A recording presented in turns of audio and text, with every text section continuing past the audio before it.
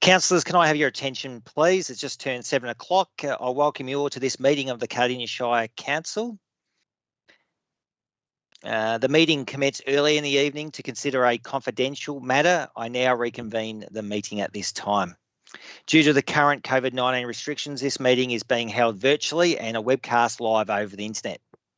On the matter of COVID restrictions in place, I encourage any resident or business that's got any concerns during this time, please check out our website. There's plenty of information to assist residents and business people as well. I just ask everyone to keep safe during these difficult times. I will go to Councillor Radford to say the prayer and reflection, please. Thank you. Thank you, Mayor. I would ask those gathered to join us now for a few moments of silence as we reflect on our roles in this chamber. Please use this opportunity for reflection, prayer or thought to focus on our shared intention to work respectfully together for the well-being of our whole community.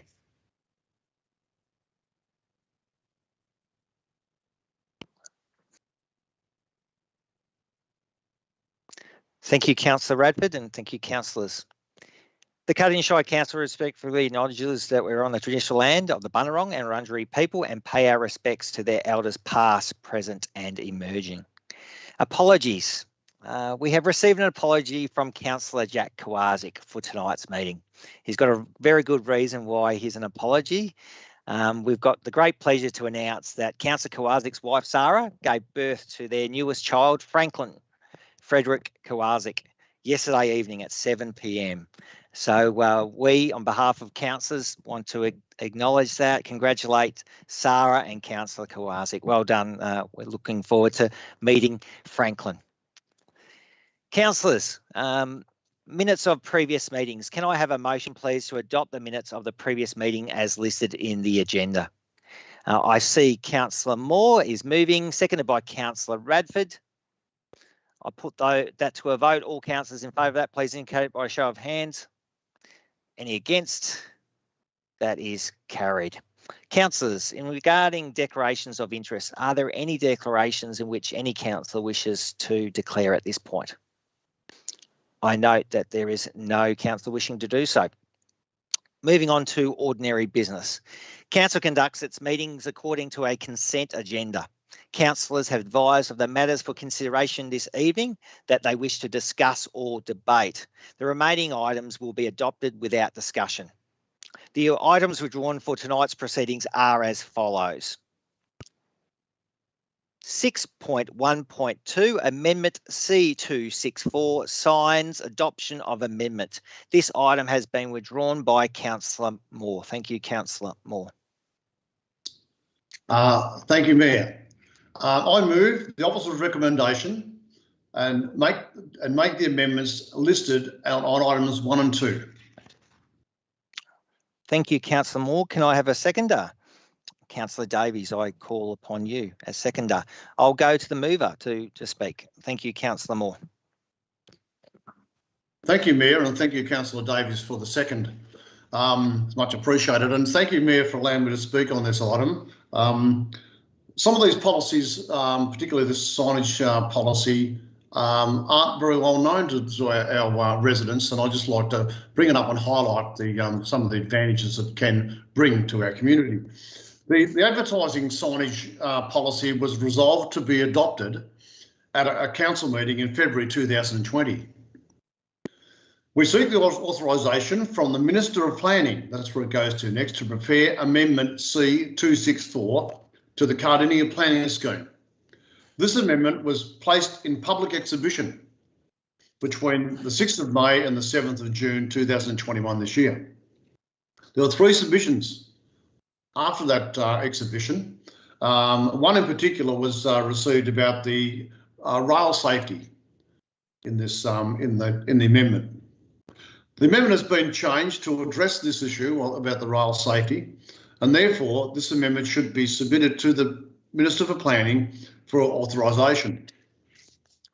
I'd like to just mention the hard work of our planning staff here, Luke Connell and Anita Ranson, who it's a very complicated and extensive policy, and it's a fluid document that keeps changing all the time. So it's really great to give our Shire, our residents, particularly in businesses, the opportunity to know what to do with construction and, of course, positioning of their signs. Because without that, without a policy, we can't make people comply.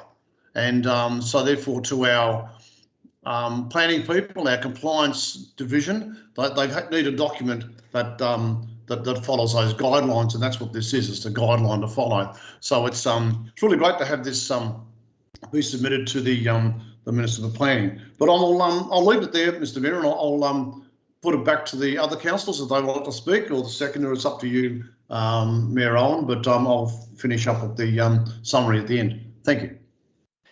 Councillor Moore, thank you for that. Moving to the second, Councillor Davies to speak. Thank you. Thank you, Mayor, and thank you, Councillor Moore, for withdrawing and speaking tonight. I do support the promotion and the preparation and sharing of this information. It does cause a lot of concern, and whilst I will not be commenting in detail myself, I would encourage all members of our community who have concerns regarding signage to get in touch with us to get the right advice. Thank you, Mayor, and thank you, Councillor Moore, for your comments tonight. Thank you, Councillor Davies. Any other councillor wishing to speak on this item, please indicate. I see no further hands. I will go to Councillor Moore to sum up, please. Thank you, Mayor. I haven't got a lot to finalise on, but it is a great policy when there's a lot of confusion within our community of signage and when you can have signs, when you can't have signs, the cost of permits for them, particularly in the real estate industry, is quite complicated. One of my bugbears is what happens out on the freeways, on the highways and things, that we have signage there for a long time, and it's something that's what this policy addresses. Because the advertising signage design guidelines, and that's what it is, being introduced into the planning scheme, will be fantastic to give us something to rely back on. This encourages the development of signage that fits in with the character of the surrounding built form. So that's very important, of course, and they protect the important view lines and vistas to buildings and landscapes across the municipality. Maintain road and rail safety and avoids signage clutter. You have signage out and people reading it while they're trying to drive is a very dangerous practice to do. And so therefore this is to address these type of items. Promote economic development through equitable identification and marketing of businesses in Cardinia Shire. The policy will assist also developers, building owners, building tenants, planning permit applicants, which we have all the time, and residents in understanding what type of signs are supported and what type of signs aren't supported within our Shire. So it's getting equal across the board. So I hope my fellow councillors will support this to go to the Minister of Planning, because I think it's one of our major policies that we have within our Shire, and it's really nice to get it out and that the people, the residents of our Shire, understand completely where they stand legally. Thank you, Mayor. Thank you, Councillor Moore. Councillors, I put this item up for a vote. All those in favour, please indicate by a show of hands. Thank you. Those against? That's carried unanimously. Thank you, councillors. Moving on to item 6.1.3, which is T210053, planning application, demolition of an existing fire damaged heritage building at 19 to 21 Woods Street in Beaconsfield. I would like to withdraw this item, so I'm going to vacate the chair and hand over to the Deputy Mayor, Councillor Springfield, to chair during this item. So I'll hand over to you, Councillor Springfield, Deputy Mayor. Thank you, Mayor, and happy to do so. I will now hand it back to you to move this item, please. Thank you, Deputy Mayor. Chair, I move the following motion. as per the officer's recommendation, to issue a notice of decision to grant planning permit T210053 for the demolition of the heritage building at 19 to 21 Wood Street, Beaconsfield, subject to the inclusion of the following additional conditions. At least 14 days prior to the commencement of any demolition, the responsible authority must be provided with evidence that a heritage advisor has been engaged to supervise and direct the salvage and storage of the materials required by Condition 1. The heritage advisor must hold suitable qualifications and experience to the satisfaction of the responsible authority. And 2, all works associated with the salvage and storage of the materials required by Condition 1 must be undertaken under the supervision and direction of a suitably qualified heritage advisor to the satisfaction of the responsible authority. So I move that motion, please. Thank you. Thank you, Councillor Owen. I will now call for a seconder, and I've an indication Councillor Bradford would like to second this item. Thank you, Councillor Bradford. I will now go back to Councillor Owen to speak to this item. Thank you, Deputy Mayor, and thank you, Councillor Bradford, for seconding this motion. So just some background. This application was heard at the Town Planning Committee meeting on the 7th of June this year, 2021, in which councillors resolved that the consideration of the application be deferred for 2 months, and prior to further consideration of the application, a suitable expert be commissioned to attend the site and provide a peer review of the heritage assessment submitted by the application prepared by the Anthemian Group dated 31st of March 2021. So council did commission Andronis Conservation Architecture to attend the site and provide an independent peer review of the heritage assessment submitted, a copy of which is attached to this report. I've been informed that this peer review cost council $2,000, but I think it was a fantastic piece of work to give council some reassurance regarding the previous report. So the report, this independent review, was consistent with the findings of the Anthemian Group's assessment of the building, and that's reflected in the report which is attached. In line with the findings of the Andronis Conservation Architecture's independence assessment of the site, the recommendation that a notice of decision to grant planning permit T210053 for the demolition of the heritage building at 19 to 21 Wood Street, Beaconsfield, in accordance with the conditions described, remains unchanged, bar the additional conditions that I've put in this amended motion. There's additional conditions attached in my motion. So the site is located in area Wood Street, characterised with a mix of businesses, including cafes, restaurants, mechanical workshops, offices. The building is covered by the Heritage Overlay Schedule 133, which includes a number of other buildings in the precinct. According to the records, the Beaconsfield Post Office and residence was originally constructed in the typical Edwardian style with a steeply sloped hip roof and prominent front-facing gable. The original front-facing gabled end of the facade appears to have been the entrance to the former post office, as it's contained. The post boxes are demonstrated in the report. And this is important to note. Throughout the years, this building has been renovated, added to, and was used as a post office up until 2004. But in 1992, the facade, the front annex was built, and it's important to note that has got really no heritage significance. It's just when you're looking at the premises at the moment, it's the left side when you look at the property that's got the heritage significance. So it was devastating that late last year there was a fire. In November 2020, there was a fire, and unfortunately it has caused considerable damage, which is irretrievable, unfortunately. I would love to have seen some scope to try and ask the applicant to really restore that. But both the independent peer review and obviously the consultant and even council officers say it is not possible to do so, and it is unfortunate. But I'm really confident and I'm really pleased with the conditions and the added conditions that I've asked councillors to support. It is, salvaging what's of historical significance and ensuring there's a 173 agreement which is attached to the land for any future owners, that they must do these things to try and salvage this historic elements of part of the building. I toured after this item was deferred. I was invited by the applicant's consultant to come in and have a look myself.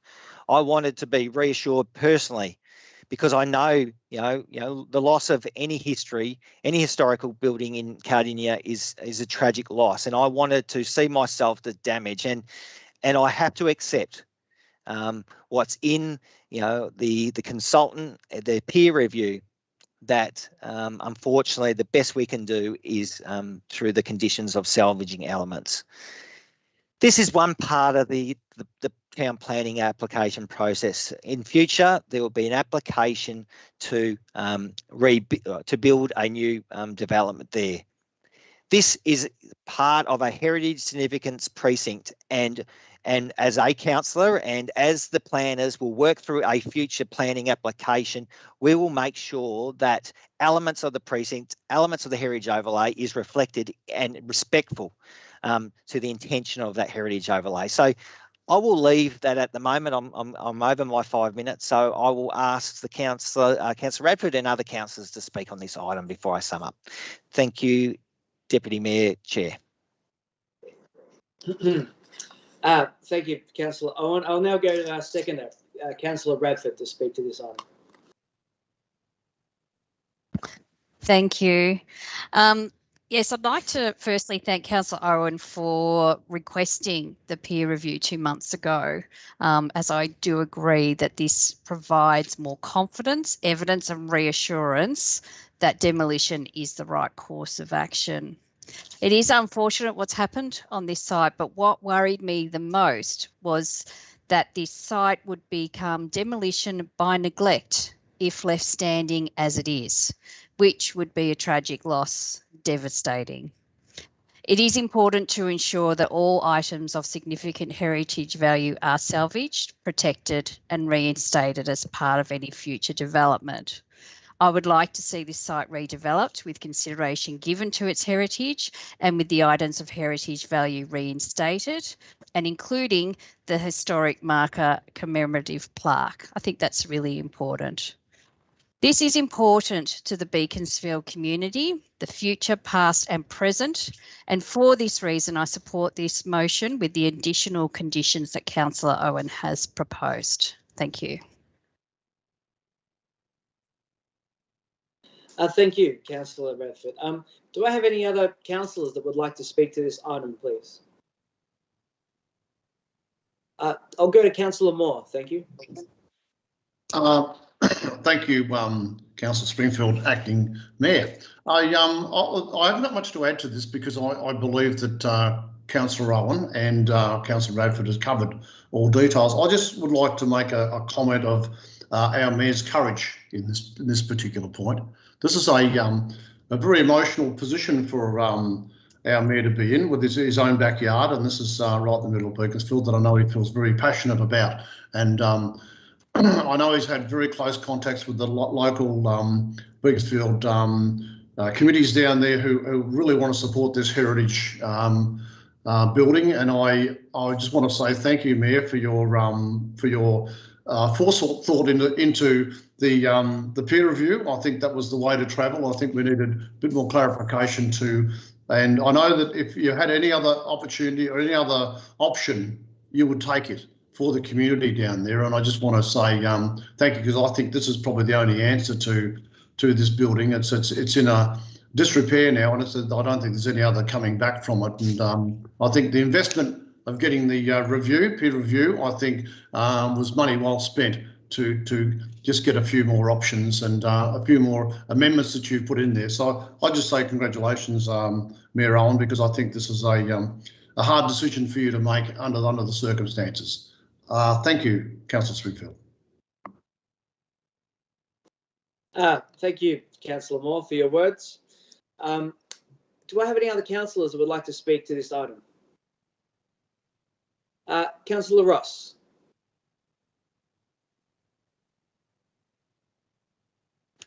I hope I didn't put my hand up. I didn't. No. Thank you. Councillor Ryan. Oh, sorry, Councillor Ryan. Councillor Ryan. Sorry, I've just seen the councillor. My apologies. Councillor Ryan, over to you. Through you, Acting Mayor, thank you very much for acknowledging me. I'm in support of what the Mayor has just pointed out. It is a difficult decision, and I think that it's not a decision that comes lightly, and it's not a decision that is made overnight. There's a lot that goes into it in the research and assessing what the value and what the costs to the community, as well as how it will affect our future. It is part of our history, and I know that Councillor, the Mayor and myself have been on the historical committee, so very passionate about our history. And look, it's sad that it's come to this, but we have to make decisions based on business decisions, and I think this is the right decision. So I will be in support of what the Mayor has put forward. Thank you. Thank you, Councillor Ryan. Are there any other councillors who would like to speak to this item? There being none, I'll now go back to the Mayor, Councillor Owen, to summarise. Thank you, Deputy Mayor, Chair. I just wanted to thank all councillors for your supportive comments regarding this. It is appreciated. I just want to acknowledge when this was originally advertised, there was 7 objections. And I note since the deferment and asking for the peer review, we've received further correspondence, and I note from Beaconsfield Progress Association, also the National Trust. But, I'm confident, with the conditions attached and also the additional conditions, I hope that will, I suppose, make their concerns less than what they have before. So in summing up, I just wanted to acknowledge the site will remain in the heritage overlay, and therefore any subsequent application to the development site will be required to respond to the aims and objectives of the overlay and provide a sympathetic building design that incorporates the salvage materials, and the conditions to reflect that. So in addition to this, and to ensure that the salvage parts of the building are appropriately stored and incorporated in any future development, a Section 173 agreement will be required, which will then go with the land. A condition on the permit will also require the historical marker, as discussed before by councillors, needs to be installed, and there's conditions around that and the salvage. So I do acknowledge that this has been very difficult for the owners. The fire has been devastating for them. They had a permit to develop that site, keeping the heritage elements. But unfortunately, the fire destroyed, as well as the building, destroyed those plans. And unfortunately, as the reports say, there is no opportunity to do that. So the best we can do is through these conditions, through salvage. Thank you. I move so, councillors. Thank you. Thank you, Councillor Owen. I will now put this to a vote, councillors. All those in favour, please raise your hands. Any of those against, please raise your hands. I declare that carried. Thank you, councillors. I will now hand the chair back to the Mayor. Thank you. Thank you, Deputy Mayor, Chair. Moving on to item 6.2.5, Sealing the Hills, Caroline Avenue, Cockatoo, Catchment, Special Charge Scheme Declaration. This item has been withdrawn by Councillor Springfield. Thank you, Councillor Springfield. Thank you, Mayor. I will move the officer's recommendation as listed. Thank you, Councillor Springfield. Can I have a seconder, please? I'll go with you, Councillor Ross. Thank you. Thank you. And I know there was others, but I'll take you, Councillor Ross. Going on to the mover, Councillor Springfield. Thank you. Thank you, Mayor. So, councillors and Mayor, through you, Mayor, we come to the next stage of the special charge scheme for sealing the hills and sealing the Dandenongs. And tonight is the first declaration that we are making. There is another item listed slightly later in the agenda, which I won't be speaking to, because I don't need to double up as such. But speaking this specific one, these are the first 2 declarations listed through the process of the special charge scheme, through that fantastic federal funding that we received to seal the Dandenong Ranges.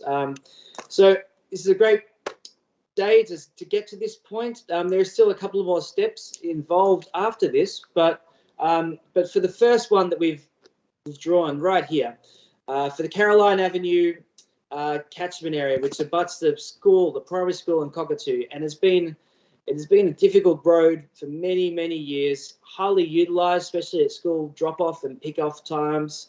It's on a hillside. There's, like many of the dirt roads across our hills, it presents a number of issues. We're very hopeful to see this continue with the special charge scheme. If it doesn't get any objections in the coming month after this, we should hopefully see works on the ground begin in December, which is when the real celebration begins, I suppose, because that's what the community wants to see. They want to see works on the ground, and they want to be driving on asphalt. And this is going to be the very first one that we launch of many, many over the coming years, where dirt is turning into asphalt across our hills region, and that transverses into the Beacon Hills ward, as well as the Bunyip ward and areas. Everything, there's many places north of the highway. So it is such a great project that was funded by the federal government for us. And again, I would like to thank our member for Latrobe, Jason Wood, for his support in this endeavours. I'll leave it for there for now, Mayor, and thank you. Thank you, Councillor Springfield. I will go to the seconder, Councillor Ross, to speak. Thank you, Councillor Ross. Thank you, Mayor. I must say Councillor Springfield's always been a supporter of special charge schemes, and he's been a real advocate, because we know that special charge schemes definitely provide so much more road in the Shire than what it would be if council would only provide that road. Often it's made up of partnerships, this one with the federal government, which is excellent. So therefore it would be made up of the federal government, it would be made up of the council, and then some contribution by the residents who live there. And as Councillor Springfield said, this will go out to the community. They will start the process. They'll make some, they'll go and look at a certain area. They will get together a package that they'll send forward to all of the residents who live in that area with a proposal about the special charge scheme, and then they'll look for a response back from that resident or ratepayer in the area to see what they choose to do. I've seen a huge amount of success in this area. I think my time on council would have seen probably 50% more roads built in the area because of special charge schemes. Anyway, I just look forward to this. I think it's wonderful in the hills. There's so many areas up there that become really waterlogged very, very quickly. They could be great one day and terrible the next. So I look forward to this, and I look forward to council to support this. And that's all I have. Thank you, Mr. Mayor. Thank you, Councillor Ross. Any other councillors wishing to speak to this item? I call upon Councillor Moore to speak. Thank you, Councillor Moore. Thank you, Mayor. I'm sorry about the late hand. I think this is fantastic. What a great thing for the community up there, and being made possible by the generous funding opportunity that was given to us from Jason Wood. And I just think the community up there are being supported that well. The amount of funding they have to actually put into this is very attractive in comparison to other road schemes that I've seen over the years I've been on council, and so it's been made possible because of the federal funding, and it's made that amount that the resident has to put into the scheme quite attractive, and it's a great thing to see, because our unsealed road program is extensive.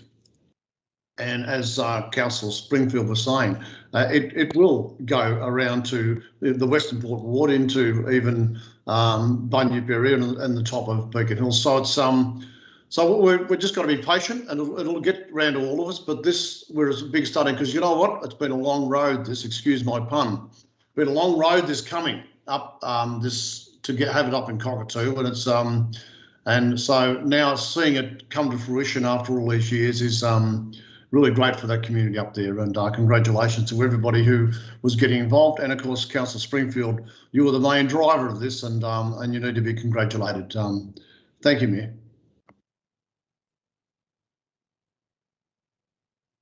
Thank you, Councillor Moore. Any other speakers? Before I go back to Councillor Springfield, just some brief comments. I share Councillor's views on this. Is a start of many roads to be constructed, and there's other agenda items that hasn't been withdrawn, but other proposed special charge schemes in Upper Beak and also Gembrook that are at a different sort of stage to this one that we're talking about. But this is great news for our community, and I also want to thank the federal government for their long-term commitment to that. I also want to thank the officers. And the general managers involved. This is a massive piece of work, and it needs to be very thorough. And I just want to thank officers, but I will go back to Councillor Springfield to sum up. Thank you. Thank you, Mayor, and thank you to Councillor Moore and to Councillor Ross for their comments. Look, in summary, this is the first declaration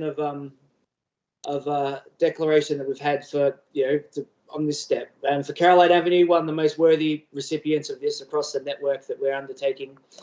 As the Mayor mentioned as well, there's 3 other items on tonight's agenda which we're not speaking to, but that is the Sealing the Hills Armstrong Road in Upper Beaconsfield, a notice of decision, another notice of decision for Station Road, Inns Road in Gembrook, and another notice of declaration for the Princess Avenue catchment in Emerald. So it is starting to move along, and in the coming years we're going to see maybe every second council meeting, I imagine we're going to see a number of these get listed and move forward as well. So it is a really great start to this project. I look forward to seeing some bitumen on the ground and some smiling faces over summer when these residents no longer have to deal with dust problems and the like. So I ask councillors to support this tonight, and thank you very much for listening. Thank you, Councillor Springfield. So I put this item 6.2.5, Sealing the Hills, Caroline Avenue, Cockatoo Catchment Special Charge Scheme Declaration up to a vote. All those in favour, councillors, please indicate by show of hands. Thank you. Those against? That's carried unanimously. Moving on to the next item, which is item 6.2.7, 2021 to 2022 Community Wellbeing Support and Festival and Events Grants. We've got Councillor Radford has withdrawn this item with a different motion. Thank you, Councillor Radford. Thank you, Mayor. Yes, I have a proposed motion for this item, 6.2.7, that Council approve 53 festival and event grants to the value of $248,166.24. And secondly, approve 57 community wellbeing and support grants to the value of $119,058.81. Thank you. Thank you, Councillor Radford. Can I ask for a seconder, please? Thank you, Councillor Ryan. I note you. I'll go to the mover, Councillor Radford, to speak first. Thank you. Thank you. Thank you, Councillor Ryan, for your second. I'd firstly like to thank the council officers for their ongoing hard work, dedication and commitment in this field, supporting our not-for-profit organisations with their grant applications. A grant application cannot always be that easy to navigate, and I know that our council officers are very passionate about ensuring that everyone has a fair go and is able to apply. So thank you. I'm seeking support from my fellow councillors for this proposed alternative motion. In total, there were 75 applications received for this community wellbeing and support grant program. 18 of them were ineligible, not meeting the grant criteria, leaving 57 eligible. The councillor assessment panel, which included myself, Councillor Ryan and Councillor Owen, were in support of all 57 remaining applications. But due to budget constraints, we were required to cut 8 of them.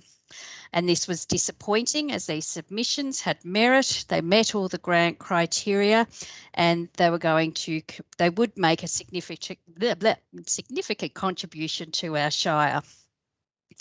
The purpose of the Community Wellbeing and Supports Grants program is to establish new organisations, projects and services.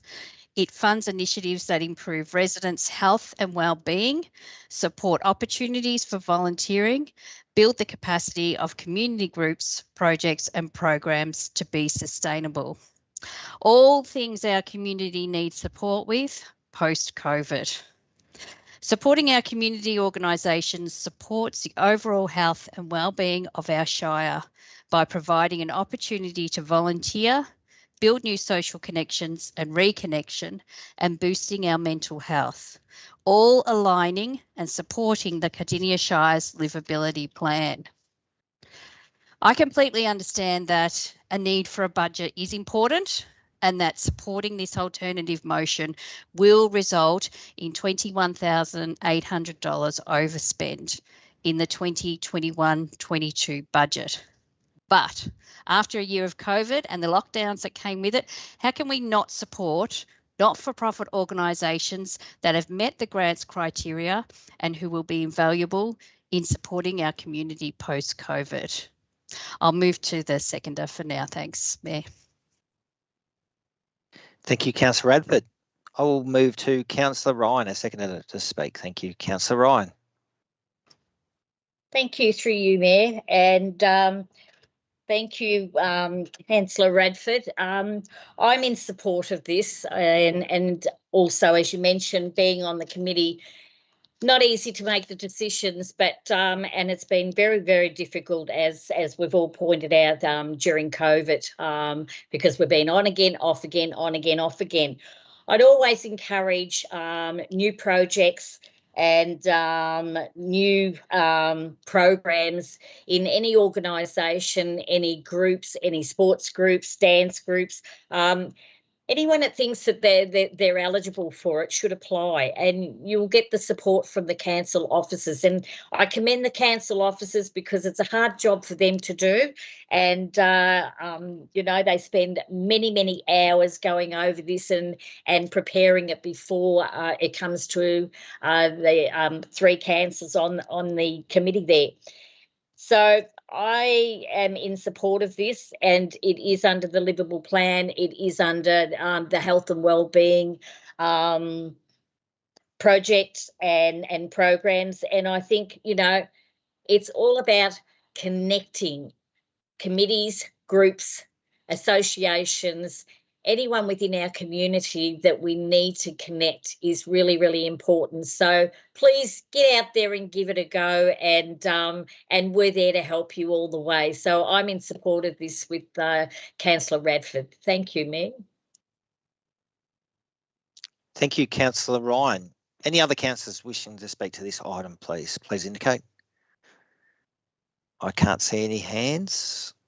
So I just wanted to thank both Councillor Radford and Ryan, who was with me on that committee. I know a lot of discussions had, and thank you. You've both spoken very well on this item. So I'll go to Councillor Radford to sum up. Thank you. Thank you, Mayor. Thank you, Councillor Ryan, for your comments, and Councillor Owen, I appreciate that. So in conclusion, I ask my fellow councillors to support this alternative motion, which will include the addition of 8 eligible grant applicants of the Community Wellbeing and Support Grant Program and the $21,800 overspend. Supporting this supports our community and our Shire's overall wellbeing and recovery from this COVID pandemic. It'll be money well spent. Thank you. Thank you, Councillor Radford. So I put Councillor Radford's motion up regarding the 21-22 Community Wellbeing Support and Festival and Events grants. Those in favour, please indicate by a show of hands. Thank you. Those against? That's carried unanimously as well. Thank you, councillors. Moving on to next item, 6.2.8, which is the response to petition lighting in Don Jackson Dog Park. This item has been withdrawn by Councillor Ryan. Thank you, Councillor Ryan. Thank you, through you, Mayor. I've looked at this report and this motion from the recommendations from the council officers, and so, Councillor Ryan, I might just ask you if you could just move the motion, or the officer's recommendation. I think. Yep. The officer's recommendation is that the petition requesting the installation of lighting at the Don Jackson Reserve Dog off-leash area be received, and the leader petitioner be advised that the council does not support this request on the following grounds. And I'll leave it at that for the seconder. Yep, thank you, Councillor Ryan. I know you're moving the officer's recommendation. That's great. Can I have a seconder, please? I think Councillor Ross, you've indicated you wish to second that item. So thank you, Councillor Ross. I note that. I'll go back to the mover. Thank you, Councillor Ryan, to speak. Thank you, Mayor, through you. The council does not support the use of passive reserves out of daylight hours due to safety concerns associated with the use. Now, the petition was about lighting within the Don Jackson Reserve.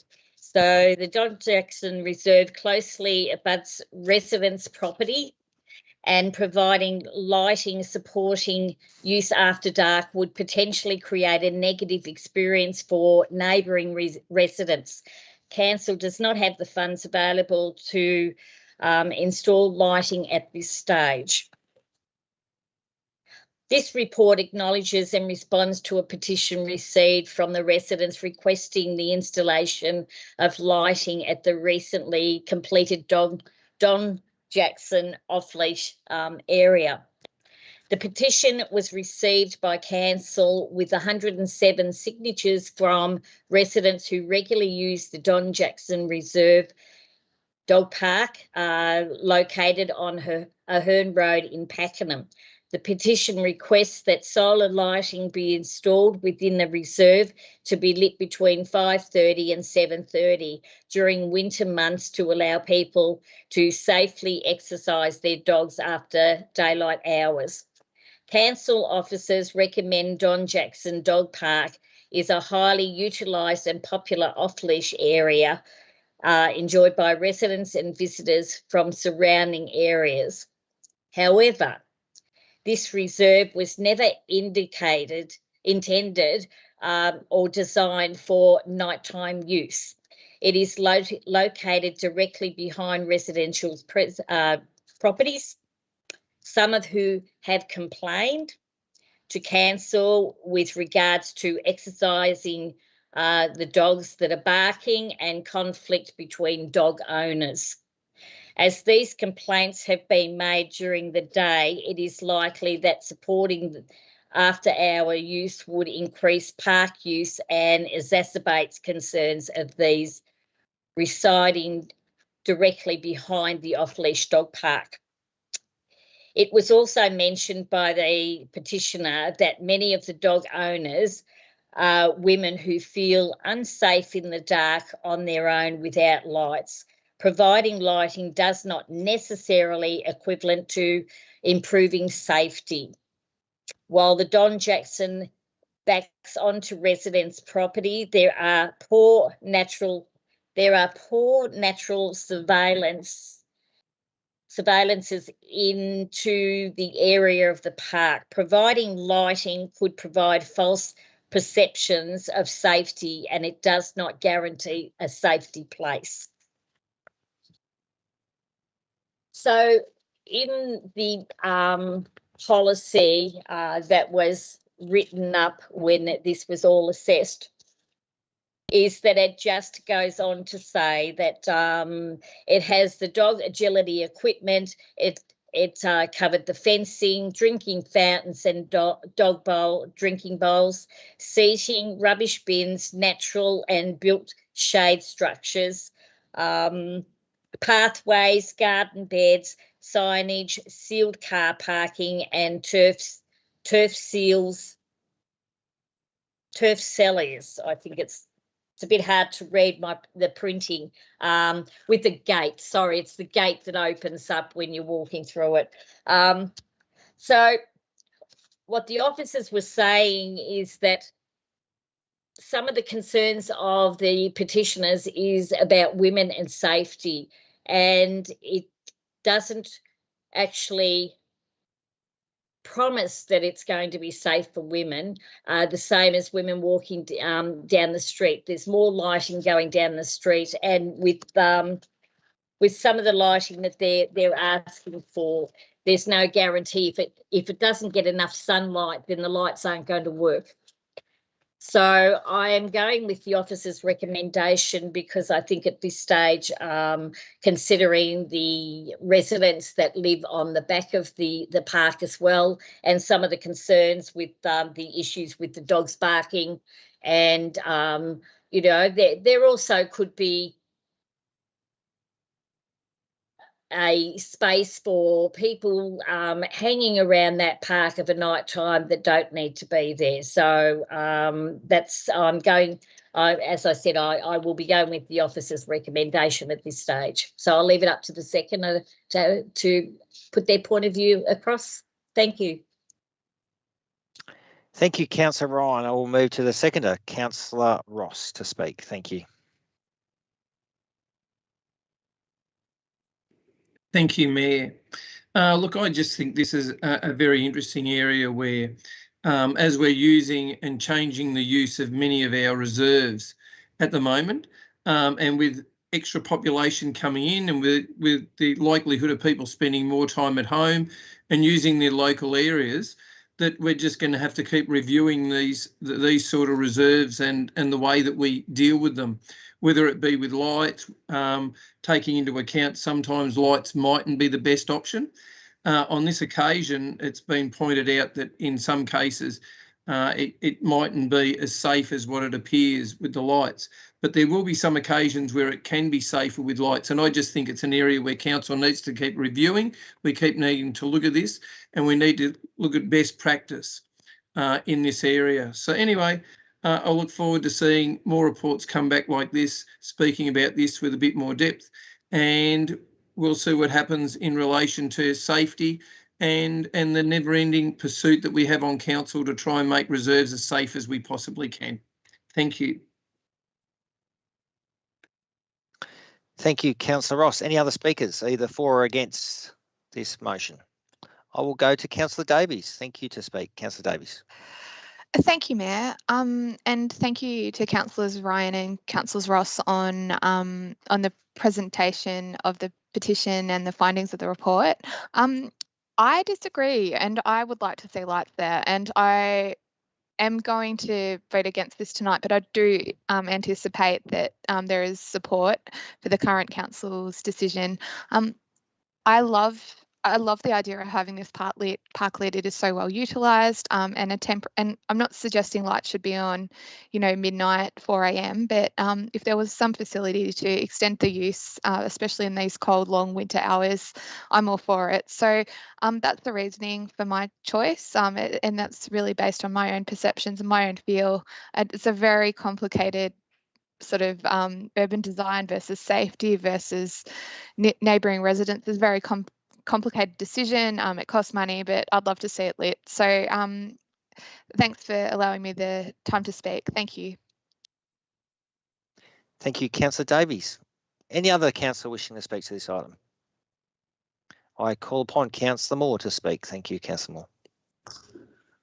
Thank you, Mayor, and thank you, councillors, for your conversation here. It's interesting. I'll be voting for the officer's recommendation here tonight. I don't believe that they should light the park up at this point. Maybe down the track we may do that, but it's a fantastic. I've got to say, visiting that park and seeing how many people use that off-leash dog area is an unbelievable thing. What a great asset we have within our community. We've given them down at the Don Jackson Reserve.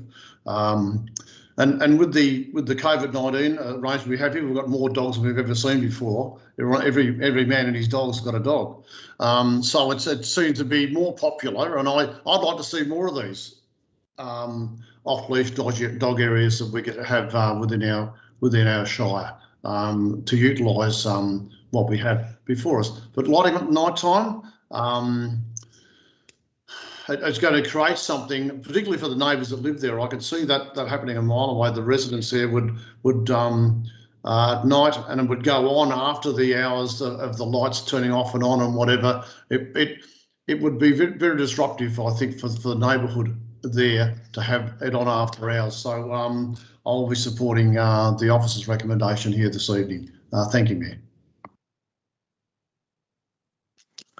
Thank you, Councillor Moore. Any other councillors wishing to speak to this item? Before I go to Councillor Ryan, I just want to say a few comments. I'd like to thank councillors for your comments. I'm a big fan of these dog parks, and I think we've come a long way, in the last 2 years when we adopted the policy, off-lead dog park policy, and it was great to open that earlier this year.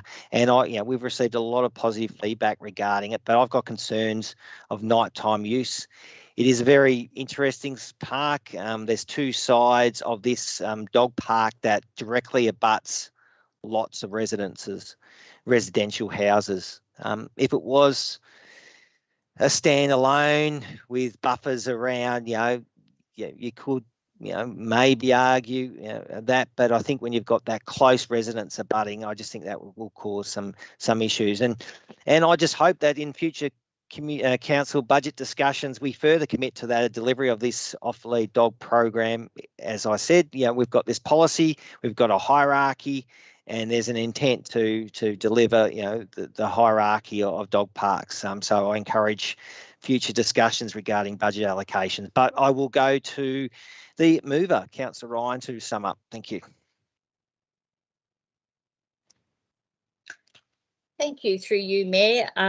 Thank you to all the councillors. It's always lovely to hear your input, and the community sees that we all have a difference of opinion, and I think that's really important because if we don't have a difference of opinion, then we can't see what the other person's thinking, and sometimes the residents don't always see that. So I value the input that you've given, and to Councillor Ross, Davies, Moore, and the Mayor, thank you. And the Mayor and I officially opened that park with our two dogs, so we had a wonderful day. And look, I'd like to see more of these parks too. I think it really gets people out.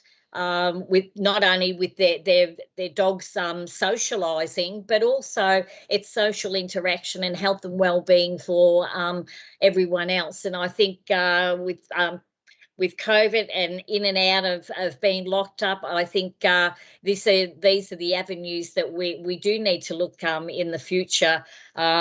And the Mayor's right, we've got to look at both this park. It is a huge reserve. So we have part of it that has the sporting identity. We have barbecues on one side. We have a children's play area on the other side with great equipment. And then we've got the off-leash dog park right beside it. But I have to listen to the residents within my ward and their concerns, and also listen to the recommendations, but also going down there and taking notice of myself. And it is well utilised. I think it's absolutely wonderful, and I'm so proud that people are using it. I think when it was first open, I wasn't sure how many people were going to utilise it, but it is the in thing, and I think we are going to see more people with dogs. This is happening a lot around the city. You can drive back and forth from the city and you'll often see, waiting at lights, you'll see some of these parks and they've got the off-leash dogs running around and socialising. So to just sit and watch the dogs socialise is quite interesting, because I wish that we could understand them. I think they'd have a lot to talk about and relay how COVID affects them as well. Yes, I definitely had to go with the recommendation, and thank you so much for all the councillors for your input, and thank you to the officers that relayed all the work and information and research to put this out there, and the policies that they had to work with. So I commend them all the staff, and I'll leave it at that, because I could talk for hours about this dog park, because it's just a wonderful place. So if you get the opportunity, it's on Ahern Road, just down the hillway, and go and socialise with the animals. But I think the other concern was that the misconception that it's going to be safe if the lights are there, and that does not guarantee safety. And the officers did also interact with the police as well to get their input about safety issues, and under the safer community. So it wasn't just a decision made lightly. So I thank everyone again for their input. Thank you, Mayor. Thank you, Councillor Ryan. So I'll put this item 6.2.8, response to petition lighting in Don Jackson Dog Park, up to a vote. Those councillors in favour, please indicate by show of hands. Thank you. Those against, can I see? I acknowledge that. That is carried. Thank you. Moving on to item 6.2.9, notice of motion 1064, gender equality update. This item has been withdrawn by Councillor Ross. Thank you. Thank you, Mayor. I move the officer's recommendation that Council stays informed of Cardinia's commitment and progress towards gender equity within the organisation and the community in general, and adopts the Gender Equality Leadership Commitment Statement. Thank you, Councillor Ross. And can I ask for a seconder, please? I see Councillor Davies. I will go to the mover, Councillor Ross. Thank you. Thank you, Mayor, and thank you, Councillor Davies.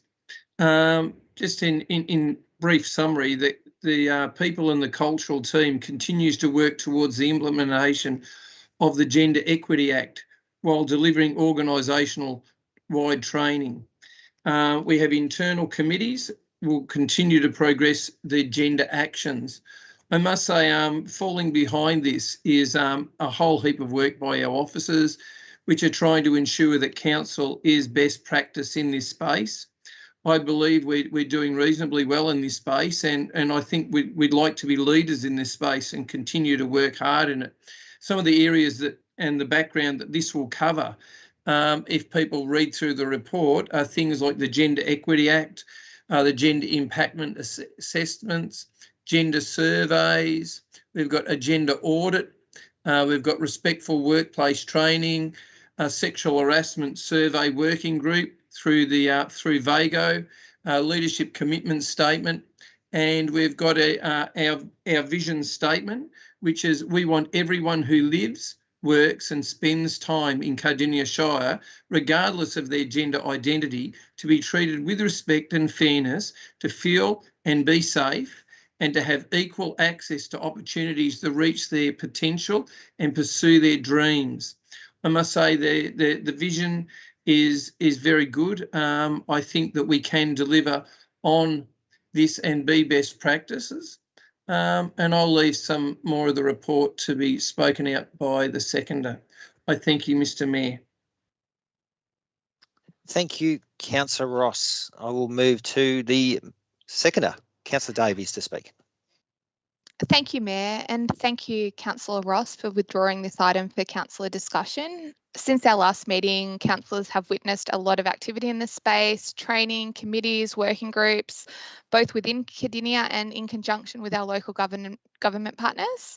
And I am very much looking forward to the coming gender audits and the next phase, the Gender Equality Action Plan. To provide some context to those tuning in tonight, the new Act, the Gender Equality Act, had a specific aim and that's to improve gender equality in the Victorian public sector, universities and councils. And I'm very pleased Cardinia has embraced this opportunity, seeking outcomes beyond best practice. We choose to embrace equality because a fair and a just society is important to our personal values. And significantly, all the research, all the academia, it supports it. In equal societies, life is better for everyone. I would like to commend and acknowledge Council's lead officer, Fiona Cost, and the many others who work with her on this amazing program of work. And I also want to acknowledge Council's General Manager of Customer, People and Performance, Jenny Squicolina. Jenny has led amazing work leading the development of Council's Gender Equity Leadership Commitment Statement. It's yet to be released, but it is something I am very much looking forward to having released. COVID delayed it. It's certainly the first of its kind. Councillors and senior staff worked together to develop this statement. In doing this work, it forced me to reflect, does the work of a female in a senior job or any job seem less important than when it's done by a man? And I would have said no, and a very hard no, but the research says that that's often not what we're thinking. We are all products of our environment, and we've all lived in an unequal society. We know of Australia's top 200 companies that there are more CEOs named Peter than there are women. And closer to home, we've never had a female majority of councillors at Cardinia. There's never been more than 4 women versus 5 men. And we also know that Cardinia has not been led with a female mayor for 5 years. So was there suitable female councillors? Were they considered fairly? I'm not suggesting that we should vote anyone in just because of their gender. We certainly need a great mayor to keep us under control. And we certainly chose very well this year. And I'm so grateful, especially being my first year, to have had an outstanding mayor leading our council and an outstanding deputy mayor too, irrespective of gender. But in closing, it is really important that we keep working towards a world that is equal. Let's keep asking ourselves the hard questions, reflecting and challenging ourselves and our own limitations. We're only human. A world where your gender, your race, your disability, your pregnancy, your religion, or any other protected attributes is not what you are judged on is a world that I want to live in. A world where your passion, your work and your effort is what matters. So in closing, thank you for your time, councillors, and thank you, Mayor. Thank you, Councillor Davies. Any other councillor wishing to speak to this item? Thank you. I note Councillor Ryan. Councillor Ryan to speak. Thank you. Thank you, through you, Mayor. I'm in support of this with Councillor Ross and Councillor Davies. Some great input there. Thank you. It's always good to hear different point of views again. One of the things with gender equality that I always come up with is the word respect, in capital letters, respect. And it doesn't matter whether you're a male or female or otherwise. I think that respect is one of the biggest things in gender equality. And, when you think about bullying, intimidation, threats, criticism, non-equality within the workforce, we can't always have equality within the workforce. Sometimes it just boils down to simply who's best for the job, but sometimes it can look different than that, and I hope it doesn't in the future wherever we go. I think people within our community need to respect and understand that when someone is being bullied or intimidated or threatened or criticised, it's not about what that person says. It's about the person on the receiving end and how it makes them feel. And I think this gender equality policy and extending it and talking about it and doing training on it will elaborate further on that we need to start being more aware and standing back and looking at how we address things, how we interact with that person and how that person reacts. And body language We always used it in nursing. Body language is the key to having an understanding of how it affects a person. So I value this policy. Thank you, Councillor Ross, for bringing this forward, and continually that we will upgrade it. And I think all councillors will be on board with this. And again, you know, we need to think about how we interact, whether it doesn't matter who we are. We're all people, we're all equal, and that's what it boils down to. Treating each other equally with equality. Thank you, Mayor. Thank you, Councillor Ryan. Any other councillors wishing to speak to this item? I'll just say some brief comments, if that's right. I can't see any other councillor wishing to say anything. I just want to thank councillors regarding your contribution to this process. We've spent many workshops really looking at this statement and the wording of this statement. So firstly, thank you, councillors, for your contribution, and as said by other councillors, thank you to the staff. But it is recommended that tonight we will adopt our gender equality leadership commitment statement, taking a strong stance towards promoting gender equality within our community and council. This public commitment is important. It signals we are taking this very seriously. Council will not tolerate gender inequality within our community. The statement addresses unequal expectation, pressures and treatment based on gender in our community. The statement outlines the vision that Council wants everyone who lives, works and spends time in Cardinia Shire, regardless of their gender identity, to be treated with respect and fairness, to feel and be safe, and to have equal access to opportunities to reach their potential and pursue their dreams.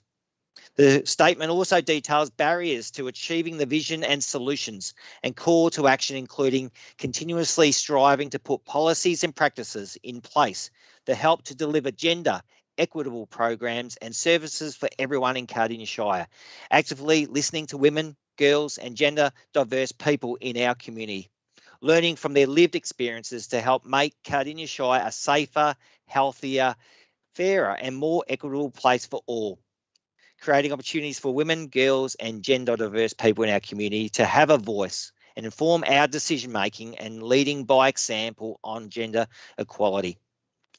Gender equality is good for everyone and is not negotiable. Council is committed to promoting gender equality in its policies, programs and services, and in supporting and promoting gender equality within our communities.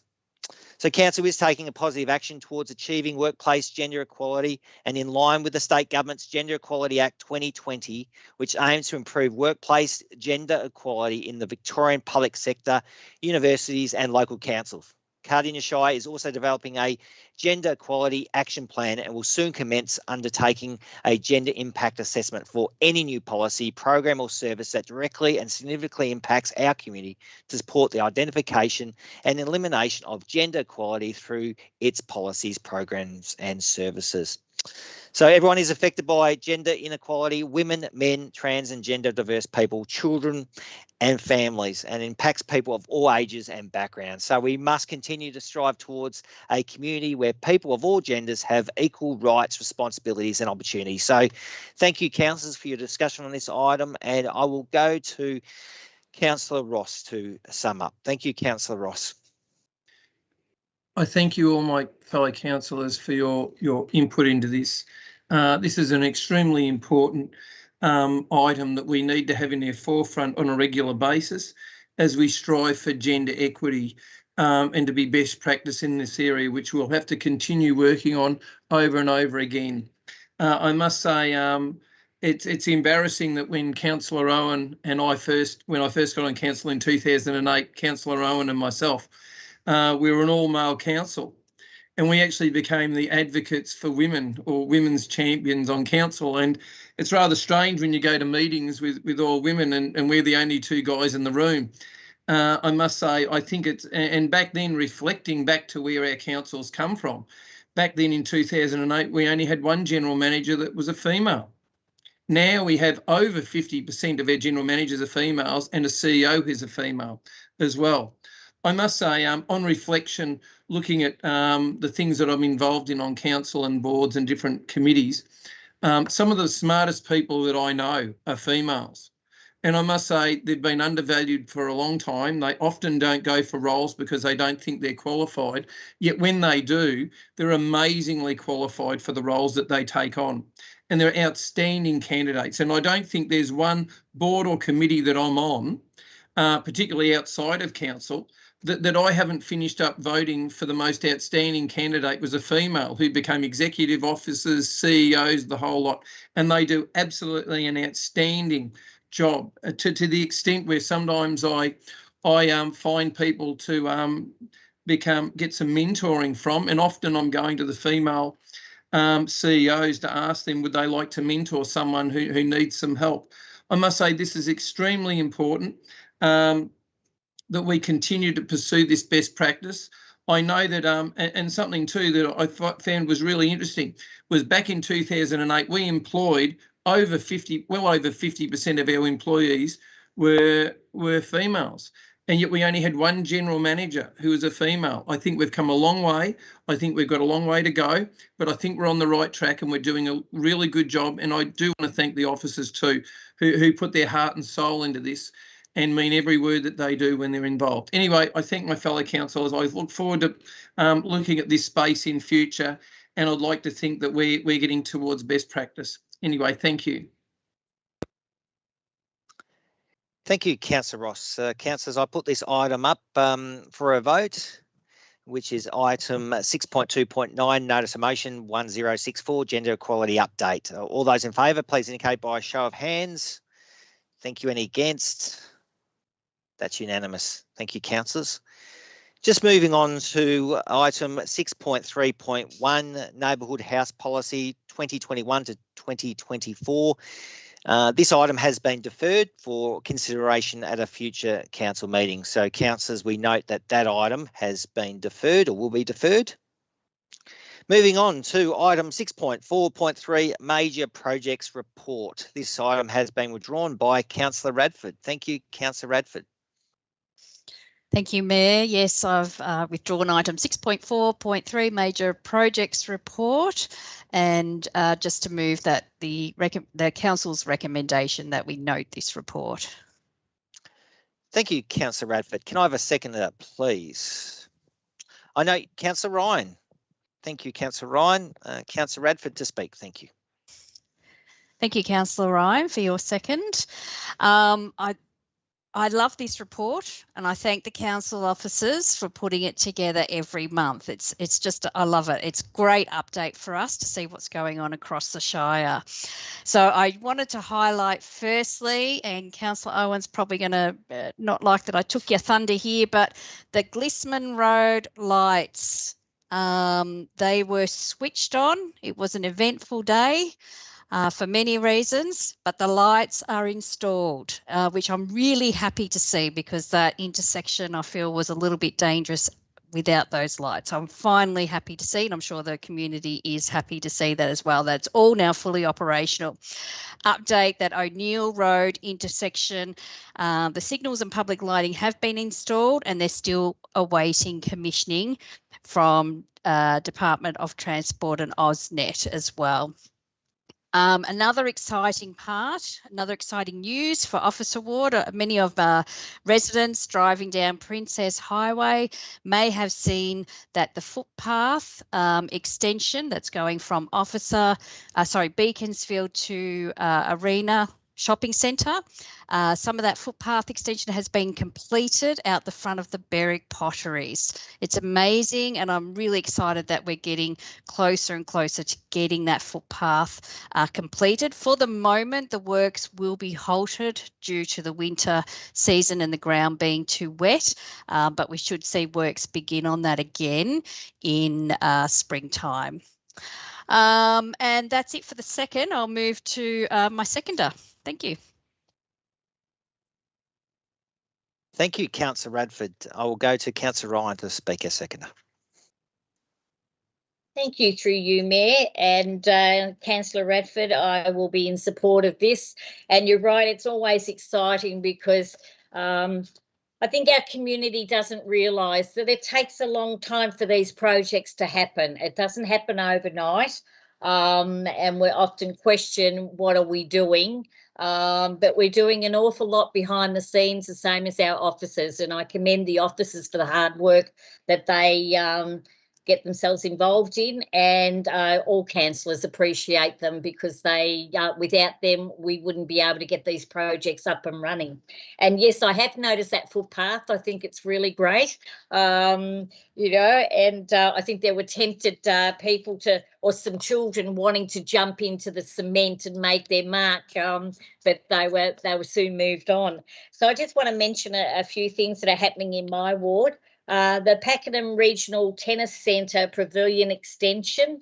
This is to do with the proposal extension for the Pakenham Tennis Club relocation, comprising of steel frame structure for the height and glazing, a kitchenette, a unisex toilet facility, balcony overlooking the courts, provision of 2-person lift, and reconfiguration of the existing internal play area. This is the relocation is over to the Regional Tennis Centre on Webster Way, and the project is fully funded by council, and the expected completion will be late February 2022. The concept of the design has I won't go into it. I think I'll leave that one for a surprise for our residents when it's finished. The Pakenham My Place Youth Facility. And I need to mention this because residents have asked me what's happening in the process, and so have our youth. The relocation and expansion of My Place facility, a parcel of council-owned land in James Street. The new facility will accommodate 1,000 square metres of building structure, together with landscaping and associated car parking, and it's for our youth between the ages of 12 and 25. It's fully funded by council, Victorian Government, Growing Suburbs Fund, and the Australian Government. The project was anticipated September 2022 to be completed. The update is, following the withdrawal of our preferred tenders submission, council officers are investigating the project's options in the next step. A resolution will be detailed in the next reporting period. This has caused a further delay to the project schedule. The impact to timing will be assessed and addressed in the next report. So that's a bit sad, but these things happen. And a multicultural hub feasible study is in action under a feasible study, including a community and key stakeholder consultation that will outline purpose for the hub, range of community activities and services to be offered at the hub, potential location and sites, service model, design features that should be included, case studies on similar hubs, including learnings, concept design, include cost and estimate. The study is jointly funded by council and the Australian Government and would be completed around September 2021. That's just the study. That's not building anything. That's just going through that. The update is services and management consultants are completing the economic impact assessment, has been finalised, and final feasibility study report is being finalised. So there in my ward, I just wanted to mention, because we're still waiting on our new councillor to be elected, Kurirup Recreation Reserve Football and Cricket Pavilion. The project is due to be completed by June 2021. I'm not sure if that has happened or not at the moment. The Kurirup Reserve Netball Pavilion upgrade, around about the same time. and the Koorarup and secondary school upgrades still in process. It hasn't got an established completion date, but there's some of the projects in Koorarup. So I just thought that they're worth mentioning because Councillor Brown did work very hard on these projects to get them up and running. So the new councillor that comes in will take that on. So that's all I've got to report, Mayor. Thank you.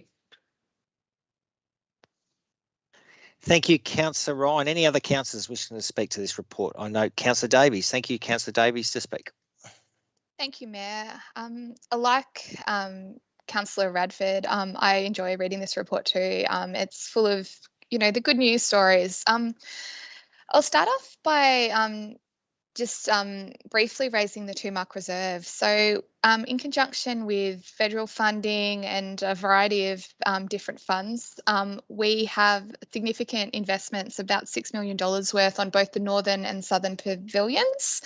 However, we're experiencing significant delays. There's quite poor ground conditions due to the recent inclement weather, and it is impacting the project timelines. I have been advised that December 2021 is still the sort of due date, but it's also been told that we need to stay tuned. So I'd like to assure the community that we'll be doing anything and everything to get this work done, but unfortunately we can't control the weather, and we need to make sure that the ground conditions are suitable for the building work. I'm also excited about the Officer District Park. I understand it's a park that is a long time coming, since many years before my time on council, but it's going to be amazing. So the ultimate design will have skate parks, walking tracks, mountain boarding, parkour, and also a cafe and a car park. Now, the construction work at present, and this is just part 1, will be jointly funded by council and also the state government. So we have construction starting for stage 1 in early 2022. We have planning permits underway, and we are expecting tendering to get started later on this year. So please stay tuned. I certainly can't wait to see this one go in. Finally, actually I might mention them both. The first one is, sorry, please scratch that. I'm just going to briefly conclude with just talking about the Monash Freeway Stage 2 upgrade. Currently underway is an upgrade of the Monash, where an additional lane on both sides of the freeway through Clyde Road to Cardinia Road is being undertaken, and the Beaconsfield interchange is getting a full diamond. Now, O'Shea Road is also getting connected into the Princes Highway, so hopefully this will alleviate the traffic a little bit somewhat. However,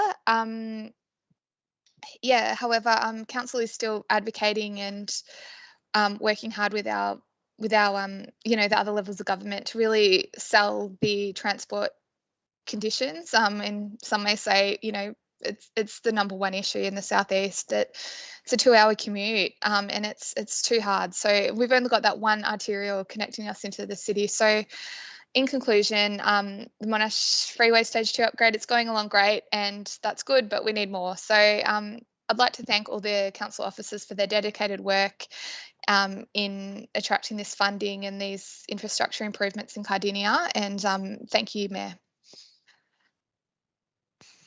Thank you, Councillor Davies. Any other councillor wishing to speak to this item? There being none, before I go to Councillor Radford, thank you, Councillor Radford, for talking and promoting Glisman Road, and definitely it was great to see that switched on. I just want to acknowledge and the contractor and officers involved. I've received very positive feedback regarding the contractor from nearby residents in Glisman Road regarding that, and that was finished in a very timely manner and on budget. And I think it is an example that where local government can deliver these state significant projects, and I'll thank the officers involved. Acting CEO, if you could pass that on, and also the contractor for that. As said in the report, O'Neill Road is not far off. We're just waiting on the lights being commissioned by the Department of Transport and AusNet, and I understand it's not too far away. Also, there needs to be some rectification works to Janet Bowman Boulevard and O'Neill Road. That needs to be rectified, but that's going to be happening very soon. So I look forward to that intersection being upgraded. I just love our playground renewals that's listed in the agenda. Very close to being finished, these upgrades. So that is Redwood Road in Gembrook, and also Kath Roberts Reserve in Beaconsfield and Keith Ewanson in Upper Beaconsfield. So in the coming months, all being well, we hope to officially open this and have a bit of a celebration events regarding Kath Roberts and Keith Ewanson. So, but thank you to the staff involved and also the community and the young people. Young people were part of the design process of designing elements of these upgrades, and I love it. School students, kindergarten students were engaged. They picked, what sort of that they voted, and they picked what sort of design they wanted. So that was a really great process. So thanks to the officers, Sam Cross and her team regarding that. So I look forward to that, and I think I'll leave it there. I will go to Councillor Radford to sum up. Thank you. Thank you, Mayor. Thank you to my fellow councillors for your comments and sharing my enthusiasm for this report, and our gratitude to council officers for getting this done every month. I agree with Councillor Owen, our Mayor also. It is very important to ensure that all our projects are delivered on time and on budget, and this is what we're seeing at the moment, which is fantastic. So I'll just highlight Comley Banks Recreation Reserve. This is very exciting for our community. There are 4 sports fields that are now complete. The grass does need to be sown though, and so summer grass will be sown in October, and footy teams are booked in to start using the fields in July 2022. So that's very exciting. And I'll finish up with my favourite 2 subjects, the Ricks Road Integrated Children's Centre and the Timberdop Integrated Children's Centre. A couple of months ago, I mentioned that I'd noticed in this report that the project is due for completion in May 2022 for the Timberdop Integrated Children's Centre, and I wanted to just look into that a little bit more, as the kinder year would start in February, not in May.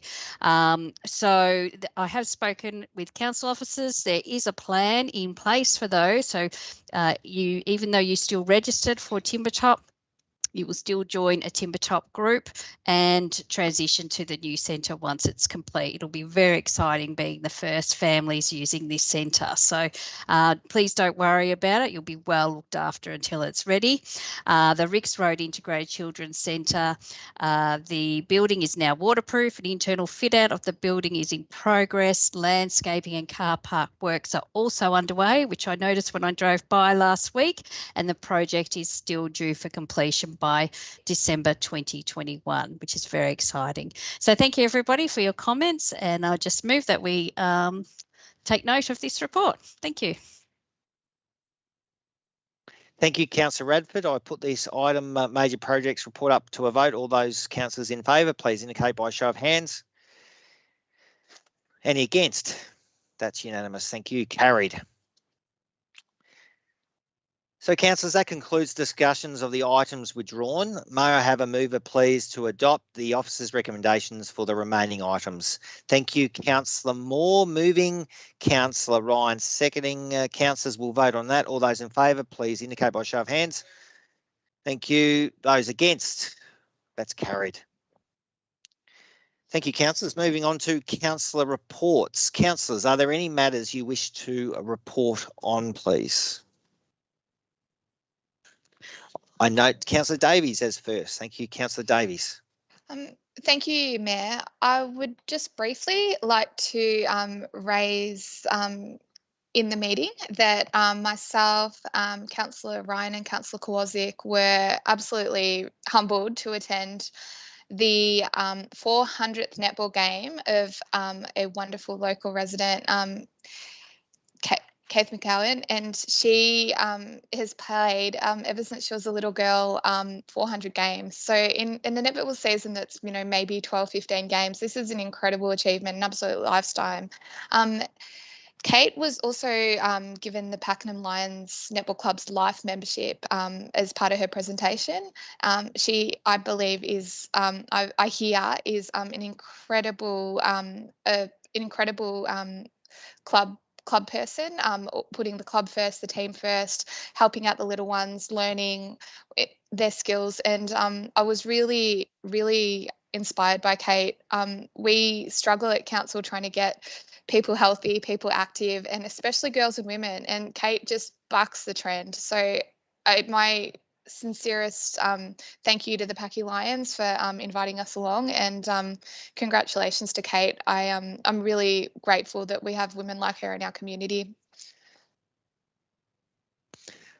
Thank you, Councillor Davies, for reporting on Kate's achievement. Congratulations, Kate, from me as well. Any other councillor wishing to speak? Thank you, Councillor Ryan. I note and call upon you. Thank you, Mayor. Just a few things. Yes, it was great to attend the Pakenham Lions game and see Kate. I mean, I started junior netball with one of the other ladies that still is still coaching within the Pakenham Lions. And when I came to Pakenham, we didn't have a junior netball team, so we got the teams together, and then we created mixed teams as well, and it was played in the old stadium, which is living and learning building. So very, very difficult to play in there because you didn't have as much room as you would like to, so you'd hit the walls quite a few times. I think one of the other things that's really important is that Forget Me Not Cafe. Very, very important cafe. It's about people with dementia and Alzheimer's, and I'm very passionate about it because both my parents had dementia and Alzheimer's. So Forget Me Not, it's a support group, and it's open to families and taking their loved ones there for a cuppa and scones, jam and cream, and whatever you'd like to have. So it's a wonderful, wonderful identity there. And we had a large number of women within over 50 within Cardinia Shire. I think we hit record numbers of women having breast cancer, breast screening. And I think it's absolutely wonderful that we promoted it very, very well between council and the organisation. And I think it's wonderful that women are making sure that their health in that area, especially that age group, it's really important to have that screening and keep following through with it. So that's all I've got to report at this stage, Mayor. Considering COVID, I don't think we can do much at all. We're all pretty restricted like everybody else. Thank you. Thank you, Councillor Ryan. Any other councillors wishing to report? I note Councillor Radford to speak. Thank you, Councillor Radford. Thank you, Mayor. And yes, Councillor Ryan, it is very difficult going into lockdown again, but a few of us councillors here were fortunate enough to go to the Australian citizenship ceremony on Thursday before lockdown hit again. Some of those people I spoke to had registered for this early last year, so it was fantastic to be a part of their special day and see them finally being able to take that oath. So congratulations to all our new Australian citizens. It's very humbling as a councillor to be a part of your special day, and thank you for allowing us to be there. Thank you. Thank you, Councillor Radford. Any other councillors wishing to speak? Thank you, Councillor Moore. I'll call upon you.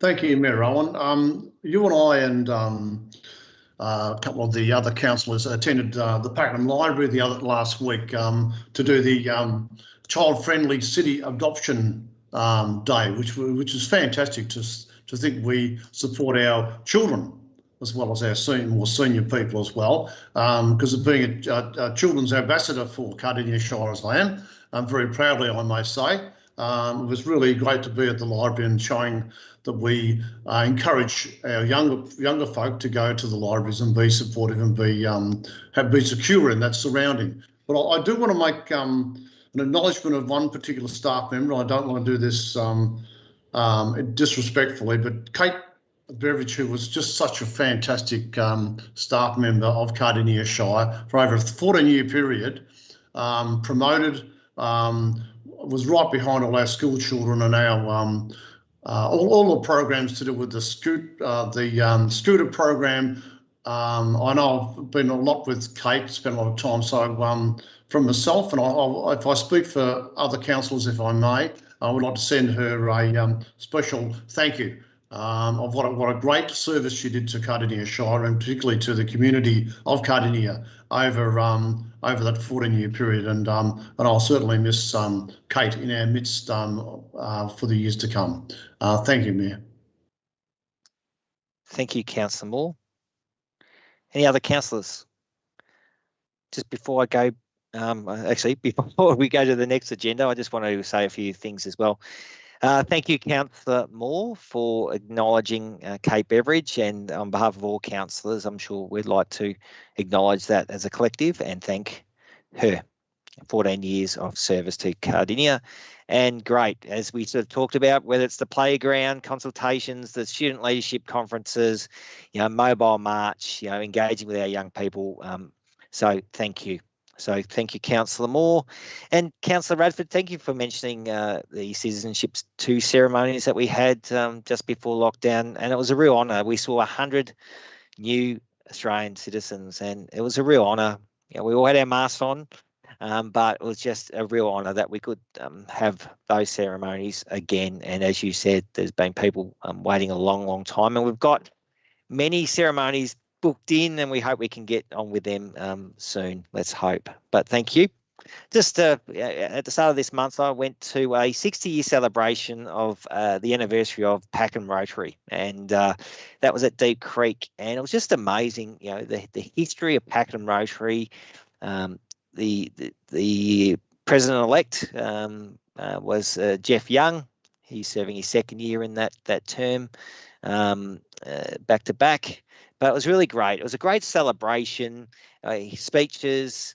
He had an inaugural member from 60 years ago, Jan Vistra. He was there, after being with Pakenham Rotary for 60 years, past president.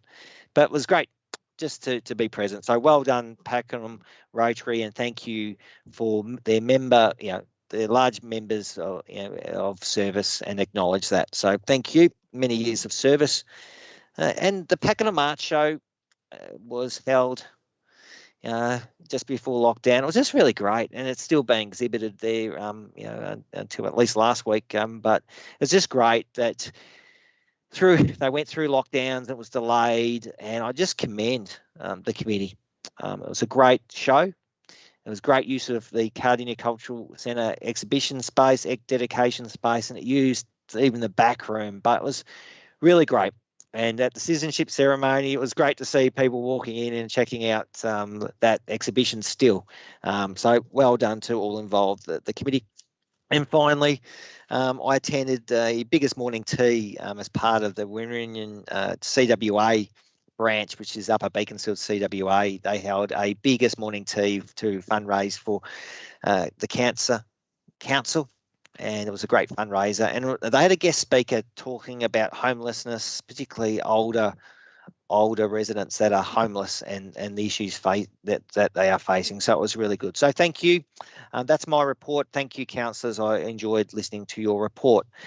Moving on to the items of presentation of petitions. Councillors, are there any presentations of petitions any councillor wishes to table? I see there being none.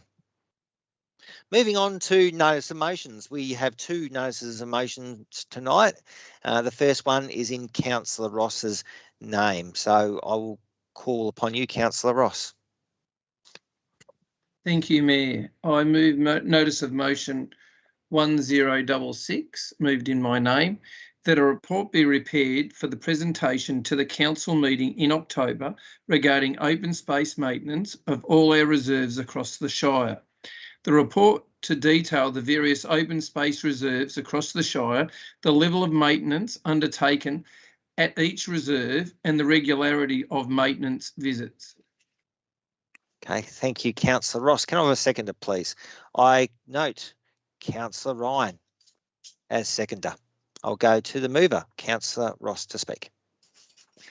Thank you, Mayor. Just a bit of background behind my request for some council support about getting a report done on this issue of open space and the maintenance done. Therefore, as people would know, at budget time, we had differential ratios had moved, and some who had paid a little bit more in the past to have a little bit more maintenance got brought back to the field. Now everybody pays a very similar amount. So what I'm looking for is a report to investigate the levels of maintenance that we do have at all our different reserves and towns and open spaces, so that because people are paying the same now, that we can find out what actual levels of maintenance are done at all of them. So hopefully we might be able to make an informed decision about maybe increasing the maintenance of all those areas to the same rate as the highest level. Anyway, therefore that's what the report's after. So we do know what's really happening on the ground, and maybe any associated costs with improving the maintenance over the whole area to get the same level. Anyway, I asked my fellow councillors to consider this. I think it'd be really informative. I think it would bring a perspective. I know one of these was done when I first got on council about between 10 and 12 years ago. And I know it was really informative for all the councillors of the day to have a look at what was being done. Anyway, thank you, Mayor. Thank you, Councillor Ross. I will go to the seconder, Councillor Ryan, to speak. Thank you, through you, Mayor. I will be supporting Councillor Ross on this report on the open space maintenance of all reserves across the Shire. I think it's important that we always update these reports. If we don't keep an update, then we can't keep track of what's happening within our community. And that applies to everything that happens within Cardinia Shire. That way, we've got it on record when residents ask. We've got the report there and we can refer back to that report, which makes it much easier for councillors as well to resort back to that report and the findings of those reports, so that it's easy to explain, and you know, it's less time in using a report because it's there in front of you. And I value the input that the officers will put into this report. I think that's really important, again, to acknowledge staff and the importance of how hard they work within Cardinia Shire. So I'm in support of this with Councillor Ross. That's about it. Thank you, Mayor. Thank you, Councillor Ryan. Councillors, other councillors, are there any speakers either for or against? I see Councillor Moore. Thank you, Councillor Moore, to speak. Thank you, Mayor Owen. I support Councillor Ross with this notice of motion. I think nothing better. It's been a while since we had a report put out on this type of item, and I believe that it's not a lot of information we have to dig up. It's actually, we have it at hand through our staff, and so it's just a matter of just putting it up as a report to see that we're properly informed about where we're being equal right across the board, and I'd like to see that report myself. So it's only a report we're asking for here. So I will support this item. Thank you, Mayor. Thank you, Councillor Moore. Any other speakers, councillors? I call upon Councillor Radford to speak. Thank you, Councillor Radford. Thank you, Mayor. Thank you, Councillor Ross, for this notice of motion that you've proposed. I think it is important to have a report. It's important. This then will allow us to review the hierarchy of our open spaces, ensure that the maintenance schedules meet our community's expectations. We have a lot of tourist hotspots with our open spaces within our shire. We need to ensure that these something hasn't been missed along the way when we haven't looked at it for a while. So I think it's important that a report is done and a review is done for our shire and how we want it to be seen by our residents and those visiting. So I'm all for it. Thank you. Thank you, Councillor Radford. Any other speakers, councillors? All right. Thank you, councillors, for your contribution to this. I will go back to Councillor Ross to sum up. Thank you. Thank you, Mayor, and thank you, fellow councillors. I had us talk to our council officer who organises our contract and knows our area of space on this issue, and he told me that he has got all that information available and he would be able to put that together in not a huge amount of time. I did say to him that I felt that the report should be have a component to it that protects commercial confidentiality, in the fact that anything that could come out of this report in the future could reflect some changes as communities' needs have changed over the years, and the population has more than doubled every 7 years in Cardinia Shire. So anyway, I look forward, I won't jump the gun. I hope that my fellow councillors will support this so then we can have an informed conversation around this space, and then we can have a look at what we might do in the future. Anyway, I hope my fellow councillors will support this. Thank you, Mayor. Thank you, Councillor Ross. So, councillors, I put notice of motion 1066 in Councillor Ross's name to a vote. All those in favour, please indicate by a show of hands, please. Thank you. Any against? Please indicate. There being none, that's carried unanimously. Thank you, councillors. Moving on to notice of motion 1067 in Councillor Kowalczyk's name. Obviously, Councillor Kowalczyk is an apology, so I understand, Councillor Springfield, you're going to move this motion, please. Thank you. Thank you, Mayor. I move that officers commence an advocacy process with the appropriate state and federal infrastructure agencies that seeks a commitment of additional resources to expand the proposed road infrastructure scope for the Pakenham Roads upgrades, Racecourse Road duplication project. The current project proposal provides an important and valuable transport connection from the Monash Freeway to Henry Street, Pakenham. Given that there is increasing demand on transport infrastructure required to support Cardinia Shire Council's expanding community and neighbouring regions, it is important that consideration is given to plan for and to expand the scope of current infrastructure project to include the section of Racecourse Road from Henry Street to the Princess Highway. The expansion would improve the efficiency of the network and provide an important strategic transport link for the community. Thank you, Councillor Springfield. Can I ask for a seconder, please? I see Councillor Moore. Thank you, Councillor Moore. I note that. Going on to back to the mover to speak to this motion. Thank you. Councillor Springfield. Thank you, Mayor. And look, I move this item in the absence of Councillor Kowalczyk, who has high priorities to attend tonight. Congratulations to him once again. It's fantastic news. But this is something that is that I'm very happy to support, because we need to see. Look, we've got a lot of infrastructure. We've got a lot of infrastructure spend that's been happening in our region, right? And we commend the state and federal government for doing so.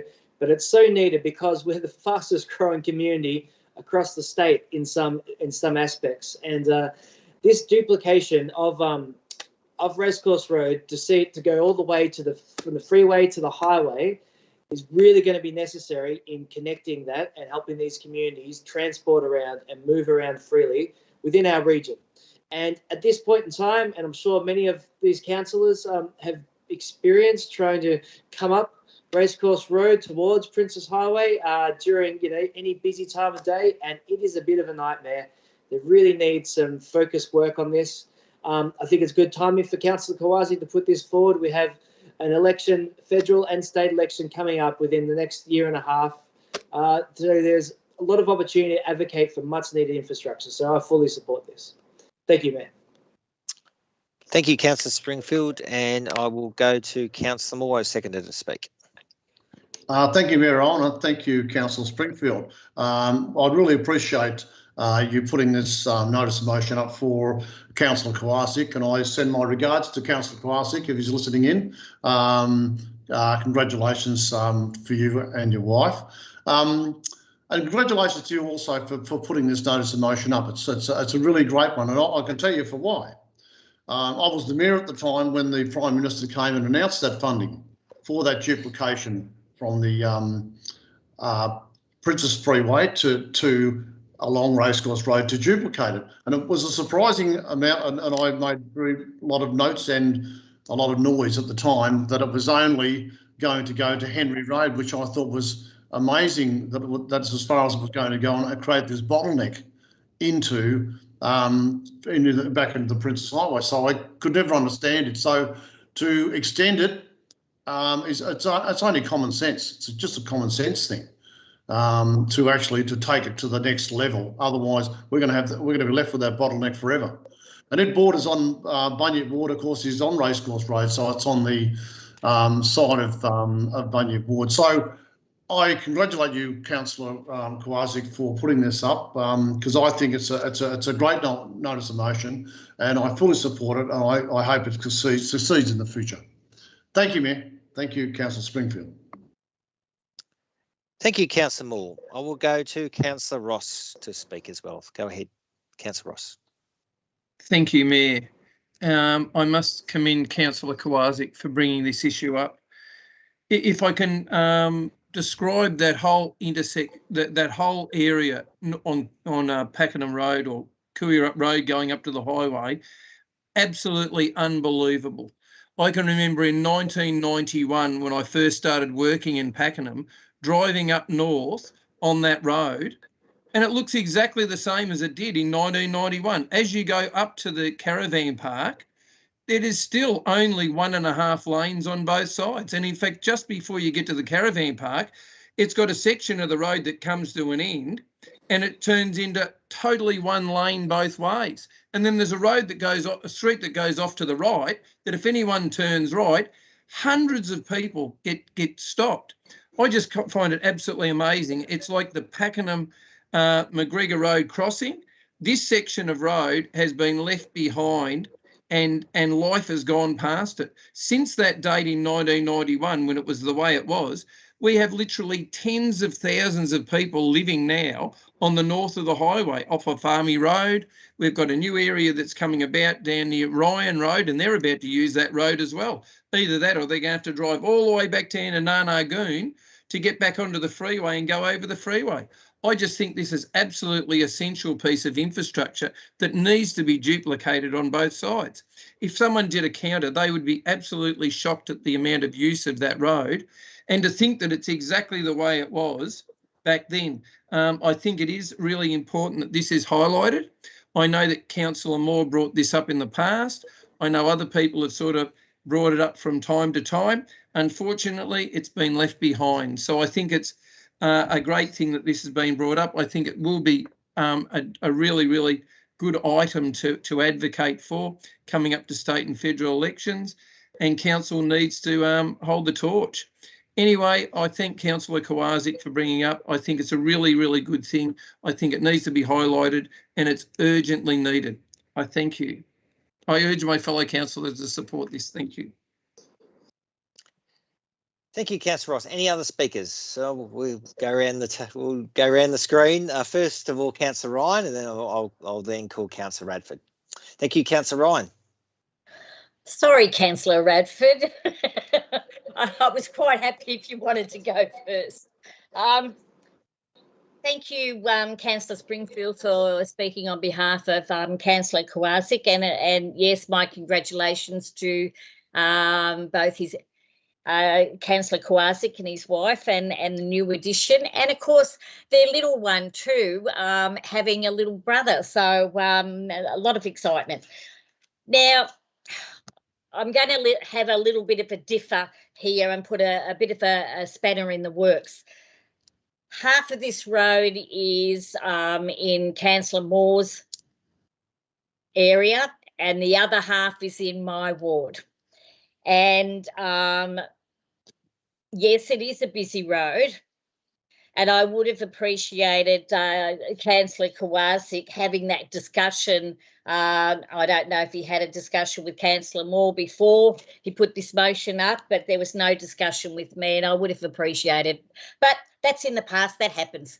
My concern and the concern of the residents is, how is it going to affect them? There's a lot of houses along there, and yes, it's a busy road. And if it is duplicated, that adds more traffic, and it is going to make it more difficult for residents to get out of their homes, because a lot of them do back out onto that main road on Racecourse Road there. So that's a concern that I have there. There are businesses that run from that street as well, and there's a veterinary surgery there that's quite busy, that finds it difficult to get in and out even now with the traffic. So some of those concerns, even though there's a necessity to duplicate it, I think as a councillor, I have to look at the other side of it and how it's going to affect those residents and those businesses. Is it going to be beneficial? Is it not? It's hard to say. I'm in two minds with it, but I have to go with the majority in going forward with this, because we do have to think about traffic. But I just want the residents to know that I have looked at the other side as well, and I have considered how it is going to affect them. And I'd like to hear more from them in the future, and how we can help them if this goes through. Thank you. Thank you, Councillor Ryan. I will call upon Councillor Radford. Thank you. Thank you, Mayor. Firstly, I just want to say I appreciate what you're saying, Councillor Ryan, but I think it's important to note that as councillors, we are elected to represent the whole Shire as well. So, but I understand where you're saying that maybe Jack could have had a moment to chat with you, but we are not just our own wards, we're the whole Shire. And they are definitely reasonable concerns that you have highlighted, and that I would hope... One more minute. And that I hope are considered when, you know, if this gets looked at. We all know that there is going to be a bottleneck. We all know there is going to be issues on the road. So I think it is important, and I'm really happy that Jack has done this, that we let our advocacy be proactive and not reactive. And that's really important. I think too often local government is reactive. So I like that this is a proactive move to look into this. So thank you to Councillor Jack and Councillor Springfield for bringing this up on his behalf. Thank you. Thank you, Councillor Radford. Councillor Davies.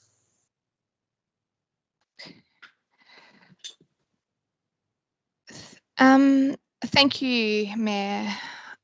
Firstly, I'd like to reiterate Councillor Radford's statements that we are elected Shire Ward, and ward versus ward isn't the way that we need to work. I am a transport engineer, and I can acknowledge resident concerns. Excuse me, sweetheart, leave mummy alone. Sorry, excuse me. I acknowledge that resident concerns and community consultation is very important. However, we'll be supporting this major advocacy program. Councillor Kowalczyk engaged extensively with staff and with councillors in his preparation of this item, and actually presented it a week ago verbally to everyone at a councillor briefing and said, I want to raise this notice of motion. This is why I want to do it. And I think it would be amiss, given Councillor Kowalczyk's absence, to let any mud be thrown at him, because Councillor Ryan, you are actually incorrect, and Councillor Kowalczyk did attempt to engage with every member of council professionally on this matter. I'm someone that is highly principled, and I'm not willing to let slander towards colleagues slide, and I do hope that this was a genuine omission, because Councillor Kowalczyk did raise this personally with us, and we were all there. Thank you. All right.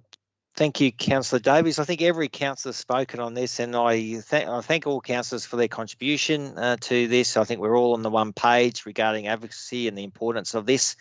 It will be part of our advocacy package that we're continually working on, and will be in the lead up to the next two elections, state and federal. Thank you, Councillor Kowaczyk, for bringing this up, but we're all on that one page, I believe, by the sounds of it, Councillor. So I will go to Councillor Springfield to sum up, please. Thank you. Thank you, Mayor, and thank you to our fellow councillors for all their comments and thoughts on this. Much appreciated. Look, I won't say anything more to it. I think it's all been spoken to. And yes, just to reiterate that I do support the advocacy for this, but it's one of many projects that we do need to continually be advocates for within our region to improve our wider network of transport connectivity. So thank you, Mayor. Thank you, Councillor Springfield. I put this notice of motion up, 1067, up for a vote. All those in favour, please indicate by show of hands. Thank you. Against, please indicate. There being none. Oh, can I just clarify that, please? We'll vote again, please, councillors, if that's right. All those in favour, please indicate by show of hands. Thank you. Any against? Any against? Okay, that's carried. Thank you, councillors. I will. That's the end of the notices of motions. Moving on, we have received 2 questions from the community, so it's now time for community question time. We have received 2 questions from Mr. Tony O'Hara. I will ask the acting CEO, Peter Benezik, to read out the questions and provide a response to Mr. O'Hara. Thank you, acting CEO.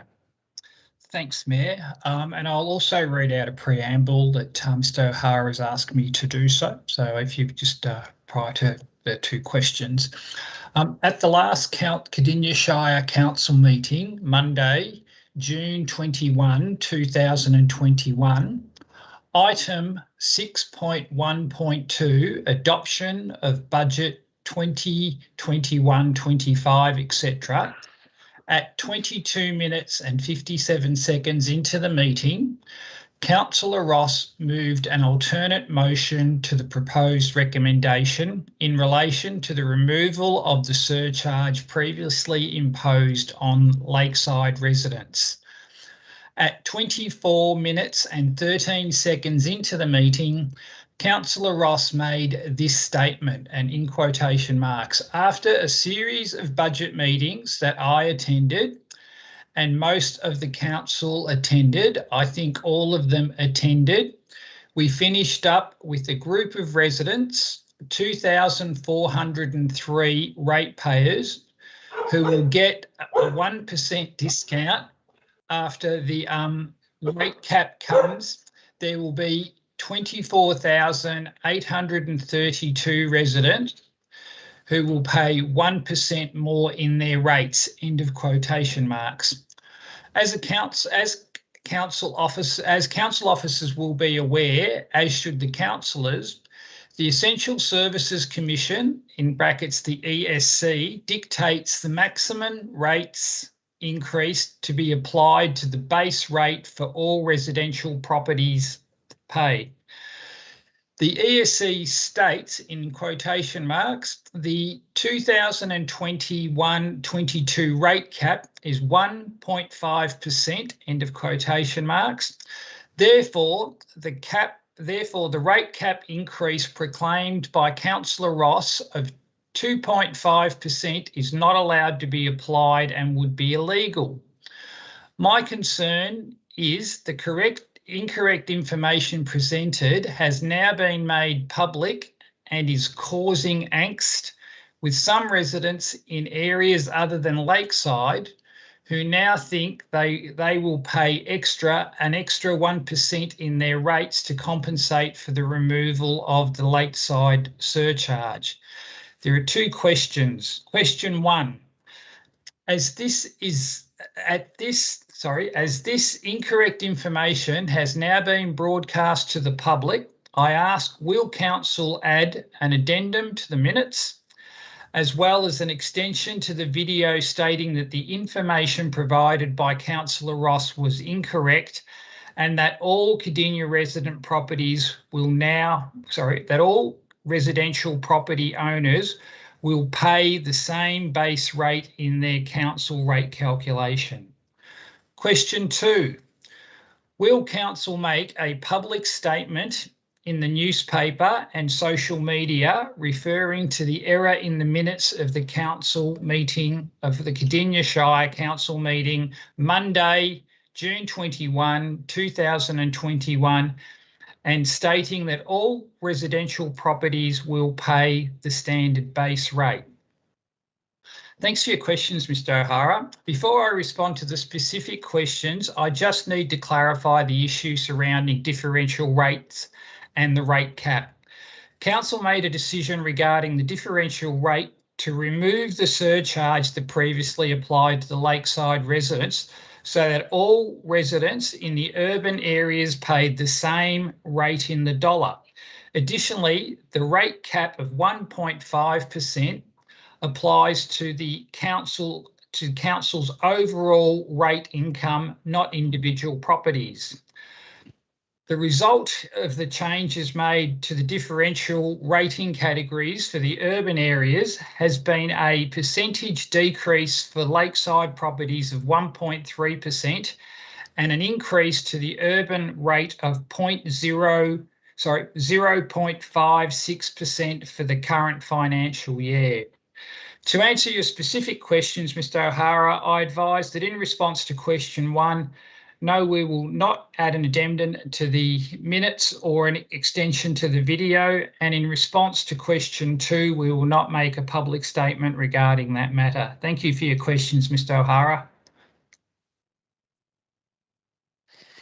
Thank you to the Acting CEO, Peter Benezek, for those responses to Mr. O'Hara's questions. I will now move to councillor question time. I do note Councillor Davies has submitted a councillor question. Councillor Davies, can I ask you to put your video on if possible and talk to your questions, please? Or ask your questions, I mean. Thank you.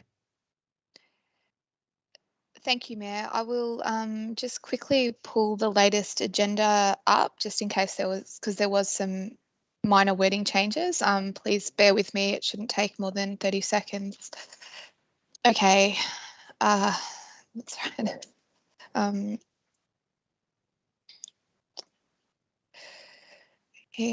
Thank you for waiting.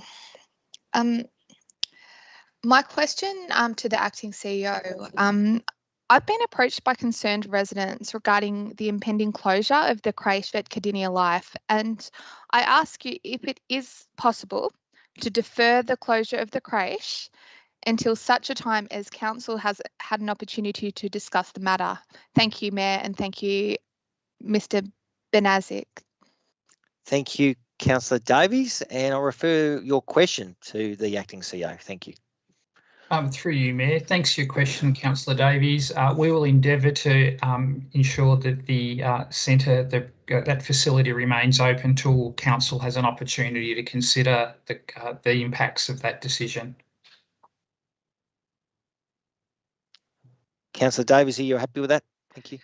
Yes, thank you, Mayor, and thank you, Mr. Benezek. I know that this will be a huge relief to some very worried residents. Okay. Thank you, Councillor Davies. Thank you, councillors. That concludes tonight's meeting. Thank you for people listening to the webcast live.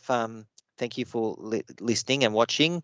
Again, I remind residents that that if residents are concerned regarding the current COVID restrictions, can I ask residents if they're interested to check Council's website in regard to any services that are available or any other assistance that Council can provide. So please refer to the website. Please take care, everyone. I know it is very trying circumstances for you all. So please look after yourself, take care. And I will now declare the meeting closed. Thank you, councillors, for your attendance, and thank you everyone online. Good night, everyone.